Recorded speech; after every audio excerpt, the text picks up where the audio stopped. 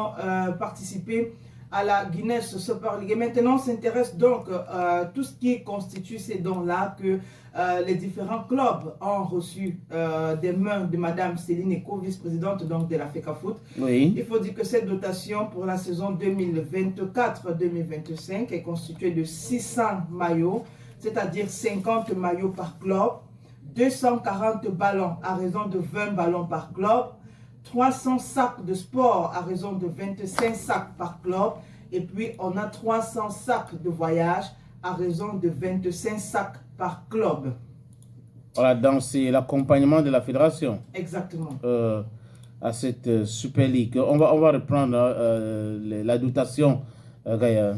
Voilà, pour la dotation donc concernant la saison 2024-2025, oui. Alors la FECAFOOT a remis aux différents clubs 600 maillots, 240 ballons, 300 sacs de sport et puis 300 sacs de voyage.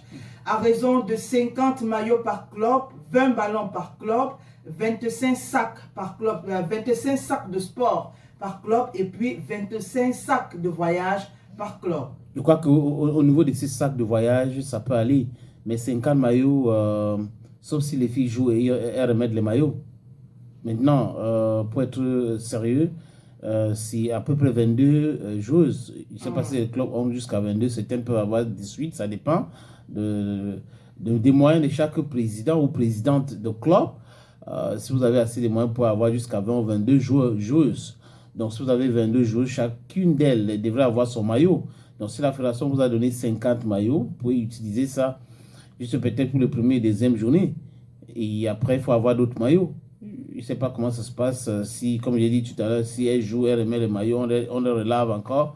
Ben, je pense que c'est comme ça parce que on n'est pas au niveau où il y a des sponsors, des équipementiers qui accompagnent ces équipes. Parce que si on a les équipementiers qui accompagnent ces équipes, ça devait être comme ça. Chaque match devait avoir un maillot.